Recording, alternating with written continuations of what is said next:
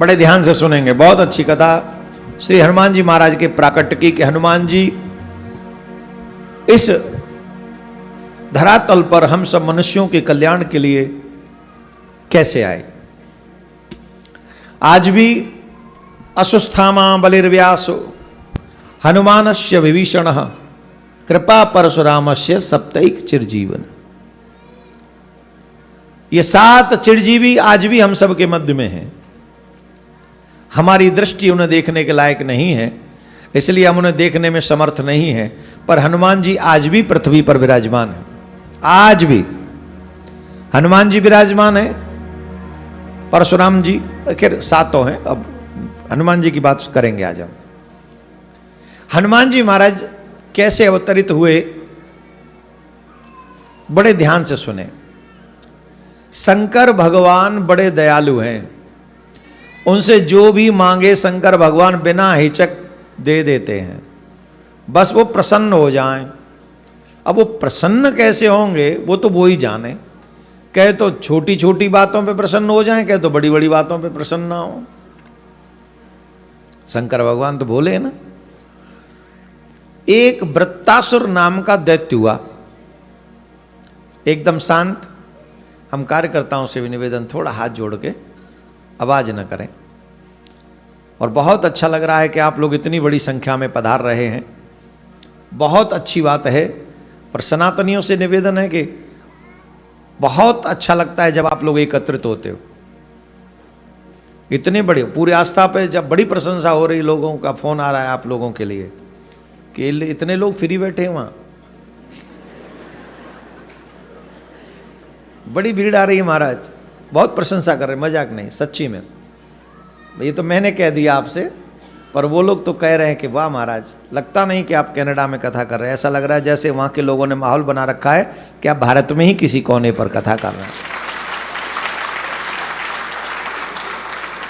हमारे भारत में भी 1-2 प्रदेश ऐसे हैं, उनको तुम कनाडा ही समझो। वहाँ हिंदी विंदी ज़्यादा नहीं समझते हैं वो लोग, वो तो वहाँ भी पब्लिक बहुत कम रहती है। उनसे ज़्यादा आप लोगों की संख्या है यहाँ पर। आज कैमा दिन है? 4 दिन हो गए, 5 दिन और चाहिए, तभी तुम्हारी इज्जत बचेगी। हाँ, ऐसे ही 4 दिन निकले वहाँ, और बढ़िया से ऐसे ही श्रद्धा आप लोगों की हमें चाहिए। खैर, वृत्तासुर नाम के दैत्य ने भूत बावन भोलेनाथ का कठोर तप किया, बहुत तप किया। शंकर भगवान प्रसन्न हुए। शंकर भगवान ने कहा कि हमसे कोई वरदान मांगो, हम तुम्हारी तपस्या से बड़े प्रसन्न हैं। वृत्तासुर बोला, मुझे ये पता चला है कि आपके हाथ में एक कोई कंगन है, कंगन है, और उस कंगन में बहुत शक्ति है। इतनी शक्ति है उस कंगन में, इतनी शक्ति है कि जिसके भी सर पे रख के अगर उसे भस्म बोल दिया जाए तो भस्म हो जाता है।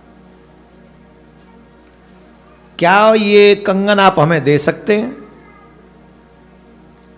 अगर आप हमारी तपस्या से प्रसन्न हैं तो वो कंगन हमको दे दीजिए। अच्छा, अच्छी चीज अगर अच्छे लोगों के हाथ में हो तो कोई बुराई नहीं, और अच्छी चीज बुरे लोगों के हाथ में हो तो पूरी मानव जाति के लिए खतरा हो जाता है। तो भगवान बोले, इस भस्म कंगन का तुम करोगे क्या? तुम्हें मतलब क्या पड़ा? कोई और चीज मांग लो, राज मांग लो, सत्ता मांग लो, कुछ और अच्छी अच्छी चीजें मांग लो, कुछ जो चाहिए सो मांग लो, पर ये भस्म कंगन ठीक नहीं तुम्हारे लिए। बोलना जी चाहिए। अब शंकर भगवान के पास कोई और ऑप्शन था भी नहीं, तो शंकर भगवान ने वो भस्म कंगन उसको दे दिया, ये ले।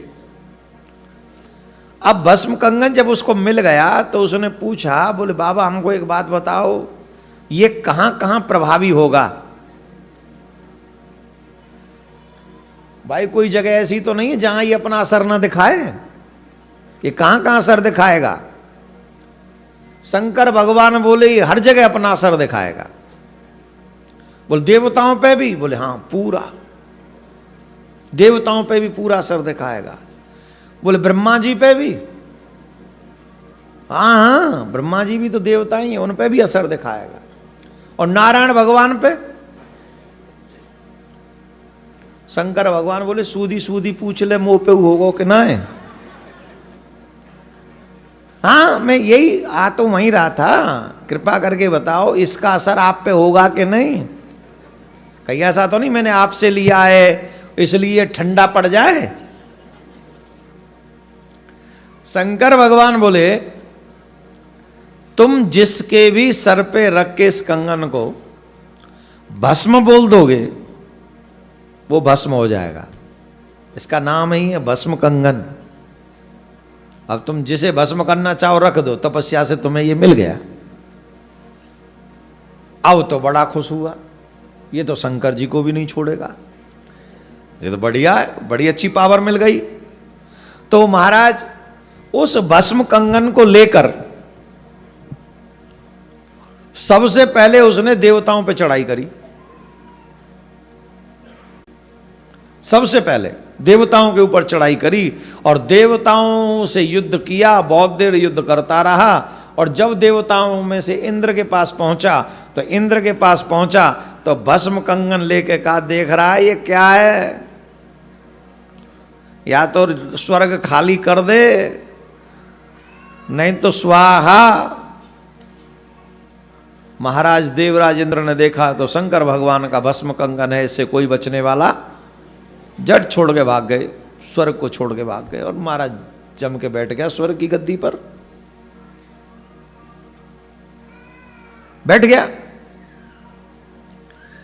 अब जब बैठ गया तो महाराज देवता त्राईमाम त्राईमाम त्राईमाम करें, कहां जाएं, क्या करें, कैसे करें।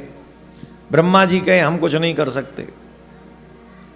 शंकर भगवान के भस्म कंगन के आगे हम क्या करें। शंकर भगवान बोले अब हम भी कुछ नहीं कर सकते, अब तो जब तक इसका अंत नहीं होता तब तक झेलो। पर महाराज ये बताओ इसका अंत होगा कैसे। किसी भी व्यक्ति का अंत हो सकता है उसका चरित्र से। ध्यान से सुनना, कितना भी शक्तिमान हो, कितना भी पदवान हो, कितना भी महाज्ञानी हो, कुछ भी हो, जब चरित्र से पतन होगा तो उसका पूरा नाश हो जाएगा,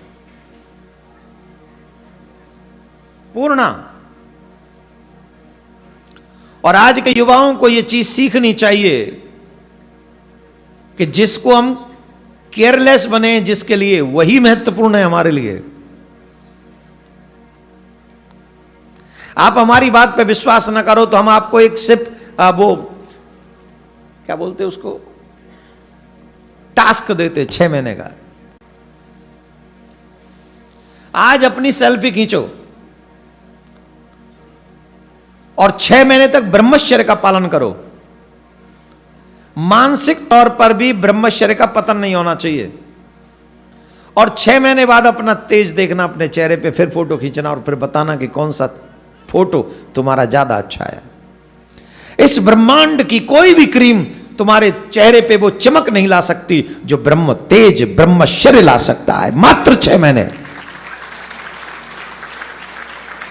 6 महीने में तुम इतने बलवान, इतने स्ट्रांग हो जाओगे इंटरनली कि तुमको लगेगा कि तुमने क्या पाया है। और लगातार 6 महीने अगर तुम ब्रह्मचर्य के साथ साथ गुरु मंत्र का जाप भी करते रहे, तुम इसके अधिकारी हो जाओगे कि तुम्हें परमात्मा दर्शन दे। तुम इसके अधिकारी हो जाओगे। इतना बड़ा प्रभाव है ब्रह्मचर्य का। लेकिन इस बात को अगर हम अपने बच्चों को बताएं तो ये बच्चे मानेंगे नहीं, क्योंकि मोबाइल में जिनका जीवन पूरा निकल रहा है,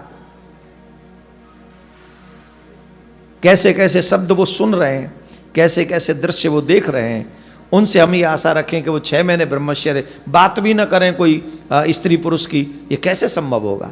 वो भी आज के युग में। खैर करने वाले आज भी कर रहे हैं, अगर हम भी संभव हो सके तो करना चाहिए। अभी तो आप ही लोगों ने कल कहा था ना, character is loss, everything is loss, सब खत्म। तो मेक योर कैरेक्टर, बहुत जरूरी है। बोले जिसका पतन बल से न हो उसका पतन चरित्र से हो सकता है। बोले क्या करें। बोले नारद जी को नियुक्त करो, नारद जी को नियुक्त कर दिया। नारद जी पहुंचे स्वर्ग में, और स्वर्ग में तो वो बैठा ही था। तो द्वारपालों से कहा कि कहो नारद जी आए मिलने। अच्छा, ये देव नारद जी ऐसे हैं, इनकी देवता भी पूजा करें और दैत्य भी पूजा करें, इनकी सेटिंग हर जगह है। नारद जी की सेटिंग हर जगह है, वाकई ऐसा ही होना चाहिए। नारद जी जैसा हर जगह घुस जाते हैं और सब लोग आदर करते हैं। सिंहासन पर भाई आइए, प्लीज कम प्लीज कम। पर ये थोड़ा अलग टाइप का था। कौन आए? बोले नारद जी आए। उनको कहो वहीं से प्रणाम करते हुए आए हमको, हम स्वर्ग के राजा हैं। अब हम स्वर्ग के राजा हैं तो हम बड़े आदमी। नारद जी से कहा कि वो तो यूं कह रहे हैं कि वहीं से प्रणाम करते हुए आओ। बोले अवश्य वो इसी लायक हैं प्रणाम कर, पर अभी आधे अधूरे हैं। हम तो आए यही बताने के लिए कि तुम अधूरे हो, पूरे बनो। अच्छा, ऐसे लोग बड़े क्रैक होते हैं। बोले हम अधूरे? बुलाना नारद को। नारद जी को बुलाया। बोले आप कह रहे थे हम अधूरे हैं? बोले हाँ हाँ आप अधूरे हैं, और अधूरे पावरफुल नहीं माना जाएंगे तो कब पूरे होंगे? बोले शादी करो अपनी। कोई भी पुरुष तब तक संपन्न नहीं जब तक गृहिणी घर में ना जाए। गृहिणी घर में आए, पूर्ण बनो, बढ़िया स्ट्रांग हो, गृहस्थ आगे बढ़ाओ तो तुम इस लायक बनोगे। हाँ तो कोई बुराई नहीं, इतनी स्वर्ग की अप्सराएं ये सब, अरे आप स्वर्ग के राजा हैं, इन अप्सराओं से ब्याह करोगे? अरे राम राम राम, आप अलग हो, तुम सबसे डिफरेंट हो, सबसे डिफरेंट कुछ होना चाहिए। सबसे बड़ा सुंदर रत्न स्त्री रत्न है, जो इस ब्रह्मांड का सबसे सुंदर स्त्री रत्न है, वो तुम्हें मिलना चाहिए। नारद जी से पूछा कौन है वो? बोली हमसे मत पूछो, तुम ढूंढो। अरे ऐसे हम कहां ढूंढेंगे, ब्रह्मांड बहुत बड़ा है, आप हर जगह जाते, आप ही बताओ। बोले देखो, सबसे ज्यादा सुंदर रत्न अगर कोई है तो वो पार्वती जी। पार्वती जी से विवाह होना चाहिए तुम्हारा। तो बोला क्या बात कर रहे हो, वो मेरे गुरु माँ हैं, गुरु जी हैं, वो उन्होंने ही भस्म कंगन दिया है, उनसे विवाह। अरे बोले काय के गुरु जी? कौन से तुम्हारे कान फूंक दिए थे उन्होंने? उन्होंने मंत्र थोड़ी दिया तुम्हें। अरे तुमने तपस्या करी तो उन्होंने तपस्या के बदले तुम्हें भस्म कंगन दे दिया, इसमें कौन से तुम वो गुरु जी बन गए? और सुनो, विवाह के सिस्टम में मत सोचो, कर लो। अच्छा, ऐसे लोग थोड़े मोटी बुद्धि की और होते हैं, उतनी समझते हैं जितने की समझा दी जाए। वो समझ गया कि हाँ पार्वती जी से विवाह करना चाहिए। तो बोले कैसे होगा? अरे कैसे क्या होगा? बोले आप जाके बात करो। बोले ना मैं, अरे तुम डायरेक्ट बात करो। हाँ बोले बात सही है। तो तुरंत गया कैलाश पर्वत पे। कौन गया? अब वो भस्मासुर हो चुका है, भस्म कंगन आ गया ना, अब वृत्तासुर नहीं रहा, भस्मासुर हो गया। आपके भी कॉलोनी में अगर कोई ऐसा आदमी रहता हो जो सबको तंगई करता रहता हो तो गाली मत दिया करो उसे, सिर्फ भस्मासुर कह दिया करो। उसका काम ही है सबको दुख देना, वो सुख दे ही नहीं सकता किसी को। तो जब भी कहो कहां जा रहे हो? बोले भस्मासुर गए यहाँ। अरे क्यों परेशान हो रहे? बोले भस्मासुर की वजह से। अरे किसकी आवाज आ रही है? मैंने कुछ नहीं कहा, कहो। और मैं गारंटी से कह रहा हूं तुम लोग कहीं ना कहीं किसी न किसी एक भस्मासुर से दुखी हो। यहां सब दुखी होंगे एक एक भस्मासुर से। और घबराना नहीं, कोई तो तुमसे भी दुखी होगा। राधे राधे बोलना पड़ेगा,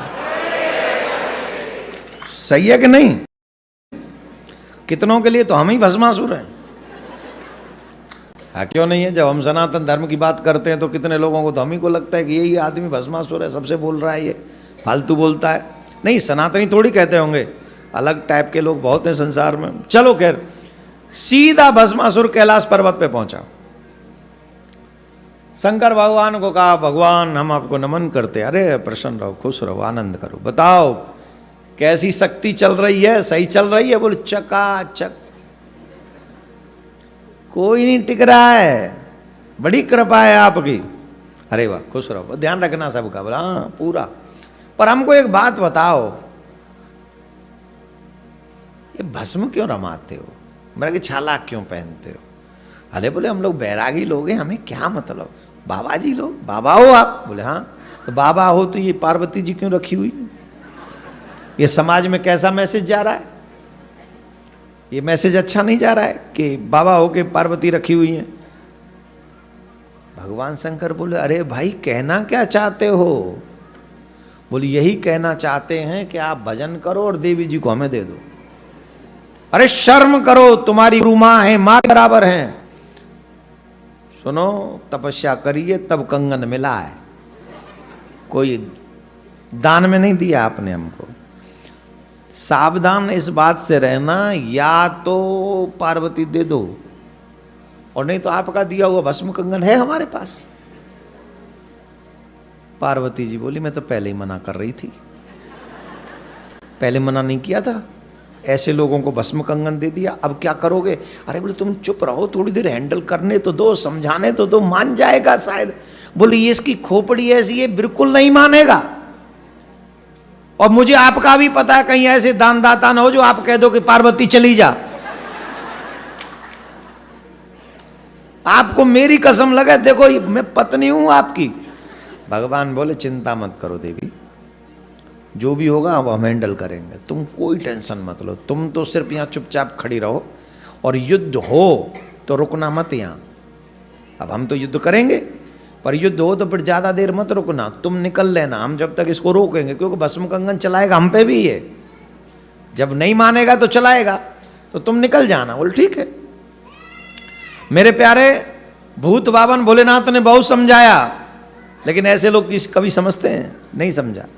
भगवान ने युद्ध प्रारंभ किया और कहा पार्वती तुम जाओ। अरे पार्वती नहीं जाओ।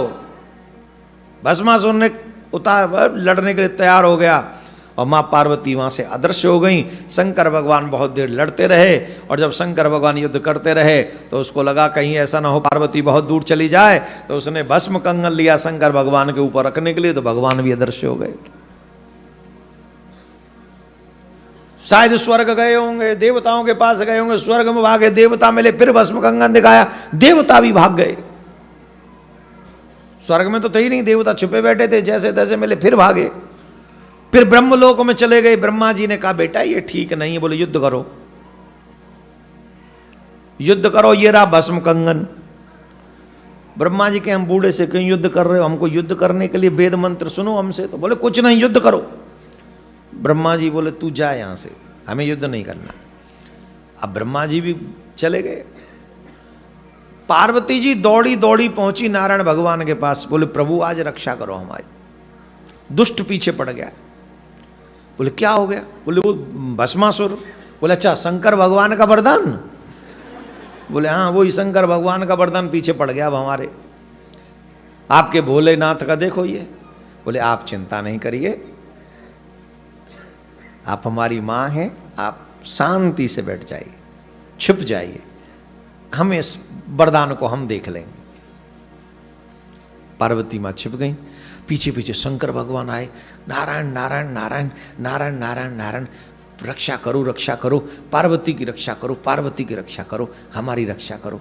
भगवान नारायण ने कहा चिंता मत करो, सबकी रक्षा अपने आप ही करते हो। अरे पार्वती के पीछे हमारा वो भस्मासुर पड़ गया है, वो कह रहा है विवाह करेगा। हाँ बोले आप वरदान देते रहो, वो पता नहीं क्या क्या करेगा। फिर ऐसे वरदान देते हैं ये लोग, वरदान के लायक हैं? कुछ भी पकड़ा देते हो इनको, वरदान देते हो, दिन में मरो न रात में मरो न घर में मरो न बाहर मरो। हैं रावण को वरदान दे दिया, मानव बानर मनुष्य जात दो बारे, दो को छोड़ दो कोई मार ही नहीं सकेगा, उसने काल को पार्टी से बांध रखा है। अरे अब शिकायत मत करो, पहले तो इसको देखो। बोले आप छुप जाओ। पार्वती कहाँ है? बोले मेरे पास आ गई हैं, आप चिंता नहीं कीजिए, वो छुपी हैं वो भी, आप भी छुप जाओ, मैं देखता हूं।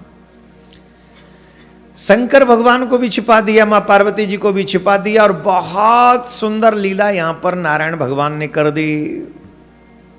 क्या लीला करी नारायण भगवान ने? नारायण भगवान तुरंत पार्वती बन गए। क्या बन गए? इतनी सुंदर पार्वती बने, इतनी सुंदर पार्वती बने, इतनी सुंदर पार्वती बने, मतलब बनी गए। बहुत सुंदर, बहुत सुंदर।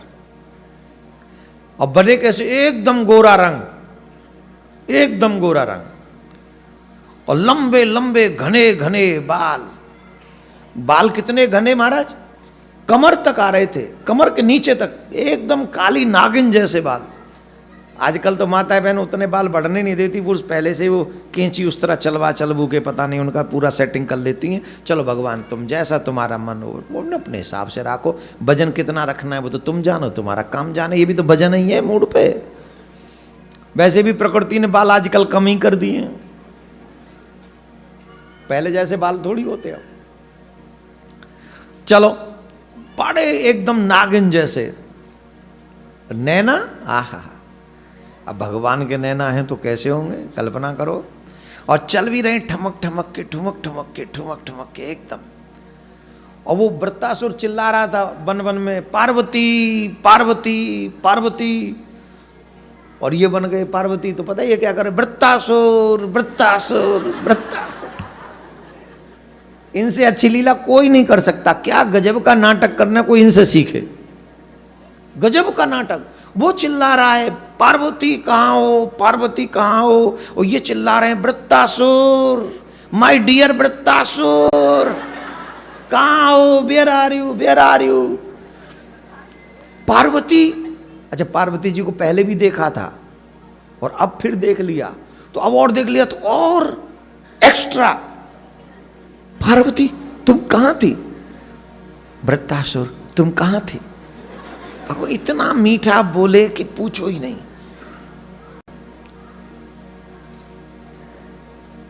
इतना मीठा। आई मिस यू अलॉट, बहुत मिस कर रही, कहां थे आप। अरे कुछ नहीं पूछो, हम तो तुम्ही को ढूंढ रहे थे। अरे बोले मैं भी आप ही को ढूंढ रही थी तब से। लो तो क्या उस भोले के साथ में रहती हो, जटा पड़ा रखी है, भस्म लगा रखी है, सांप सूप लटका के रखते, क्या है। अरे बोले करें क्या, हम भी परेशान। अब माँ बाप ने विवाह कर दिया, करें क्या, रहना पड़ेगा। मैं तो कोई बलधारी ढूंढ रही थी, मैं तो कोई ऐसी जो बड़ा सिंहासन पर बैठा हो, तुम जैसा बलिष्ठ व्यक्ति, मेरे जैसा, आप जैसा, क्या बल है। Oh really, yes. पुरुष कितना भी बड़ा हो और कितने भी बड़े पद पे हो, मोस्टली पुरुष जब देवियां एक बार मुस्कुरा के कह दें हाउ आर यू, ताली कौन बजा रहा है, किसने बजाई। Just see ask only how are you, फिर देखो oh I am okay, and you, yes I am okay, I want to kill you. अलग ही, बस हत्या ही है। स्त्री पुरुष पे या पुरुष स्त्री पर जब आसक्त होता है तो उसकी हत्या ही होती है, इसमें कोई संशय नहीं, उसकी हत्या हो जाती है। स्त्री की भी, अगर स्त्री आसक्त हो पुरुष पे तो उसकी भी हत्या ही है। तो खैर नारायण भगवान तो वो लीला करने आए थे पार्वती बन के, बोले हाँ तो तुम मेरे साथ क्यों नहीं चलती हो, विवाह कर लो। बोले मैं तो इसीलिए तो आई हूं, विवाह करना है मुझे आपसे। अरे वाह, चलो चलो चलो फिर विवाह कर लेते हैं। बोले विवाह कर लेते, बात तो ठीक है, पर मुझे एक बात जाननी है। भाई विवाह करें तो एक दूसरे को जान तो लें थोड़ा सा। जानते हो मेरी एक हॉबी है, हॉबी। क्या हॉबी है। बोले जब मैं उदास होती हूं तो मुझे मेरे पति का नृत्य बहुत अच्छा लगता है। मेरा मन तभी लगता है जब मेरा पति नृत्य करे। ओ अब वो बेचारा लड़ने बैठने वाला आदमी, वो से नृत्य करना कहाँ है। भस्मासुर बोला नृत्य, बोले हाँ आई लाइक नृत्य। ओके बहुत अप्सराएं हैं, बहुत देवांगनाएं बहुत हैं, करेंगी वो नृत्य। ना ना आई लाइक हस्बैंड्स नृत्य, मेरा हस्बैंड नृत्य करे, पति नृत्य करे। अच्छा तभी विवाह कर सकती हूँ, नहीं तो नहीं। तो वृत्तासुर बोला चलो लेट्स सी, कुछ सीखेंगे। सीखेंगे नहीं, कब सीखेंगे, अभी सीखेंगे ना। और किससे सीखेंगे, मेरे होते हुए आप किसके पास जाएंगे सीखने? मुझे भी नृत्य बहुत अच्छा आता है, आई कैन टीच यू। हो, आप सिखाएंगी? बोले हाँ। तो बोले सिखाओ। तो वो शुरू हो जाओ। तो नृत्य प्रारंभ किया भगवान ने, और भगवान ने कहा देखो नृत्य में ना मुद्राएं बहुत महत्वपूर्ण होती हैं, तो ऐसे मुद्रा करो, ऐसे मुद्रा करो। भगवान सिखाने लगे, नृत्य करना सिखाने लगे। तो देखा ये क्या है? बोले भस्म कंगन है। बोले इससे क्या होता है? बोले इसको मैं जिसके भी सर पे रख दूं वो भस्म हो जाता है। किसने दिया है? बोले भोले बाबा ने, तुम्हारे पति ने। भोले बाबा ने दिया है? बोले हाँ। और तुमने मान लिया? उन्होंने दिया और तुमने मान लिया? ये भस्म कर देगा तुम्हें? अरे किसी को भी भस्म कर सकता है। देखो मुझे तो, मैं तो उनके साथ में बहुत रही हूं, तो मुझे तो एक्सपीरियंस है। मैं तो नहीं मानती कि ये भस्म कर सकता है किसी को। अरे अच्छा, बोले तुम विश्वास नहीं ना, तुम इसको थोड़े अपने ऊपर ले जाओ, अपने ऊपर ले जाओ थोड़ा, और ऊपर ले जाके देखना थोड़ा गरम गरम हो रहा है कि नहीं हो रहा है। तो लेके गया ऊपर। कामी पुरुष की एक मजबूरी होती है, वो करता वही है जो स्त्री कहे। मां के कहने से रोटी नहीं खाता टाइम पे, और जिससे वो जिस पे आ सकते, अगर वो कहे कुत्ता बन तो कुत्ता ही बनता है, मुर्गा बन तो मुर्गा ही बनता है, और क्या बनता है? जो कह दे come here midnight 12 o'clock, how can I come? If you don't come now then you see. और फिर चलेगा गाड़ी स्टार्ट करके, आया आया जस्ट वेट। ये कामी पुरुष की मजबूरी है। कामी व्यक्ति वही करता है जो स्त्री चाहती है, और जो काम के वशीभूत स्त्रियां भी होती हैं वो वही करती हैं जो पुरुष चाहते हैं। यही काम की शक्ति है, यही शक्ति है। अब बताओ, हाथ में भस्म कंकन है, इस कथा को समझो। हाथ में भस्म कंकन है, शंकर ब्रह्मा देवता सब भाग रहे हैं, लेकिन जब नारायण पार्वती बनकर आए तो बेचारे की हालत देखो क्या हो रही है। नाच रहा है, नाच रहा है। ये काम की शक्ति है। इस बात को ऐसे ही समझना कि व्यक्ति कितना बेबस होता है, काम के अधीन होता है तब। तो भगवान ने कहा थोड़ा करके देखो, कुछ नहीं होता। ऊपर किया, बोले हाँ नहीं कुछ बोले do you feel something hot? Nothing, कोई गर्म फील नहीं हो रहा। नहीं हो रहा, मैं पहले ही कह रही थी और नीचे करना। हाँ अब हो रहा है? बोले नहीं हो रहा है। मैं तो कह रही हूं पूरा ही धर लो सर पे, कुछ नहीं होगा। भोले भंडारी हैं वो, मैं तो रग रग से वाकिफ हूं। रखो, रख लिया। बोले एक बार भस्म और कह दो, कुछ नहीं होना। हाथ रख के बोला कह दूं? बोले हाँ कुछ नहीं। अब तक कुछ हुआ क्या? अगर ये भस्म कर सकता होता तो थोड़ा तो गर्मी फील करते, थोड़ा बहुत तो 58 टेम्परेचर होता। कुछ भी नहीं हो रहा। बोला कुछ भी नहीं हो रहा। बोले धरो के देखो। धरा, भस्म बोला, स्वाहा।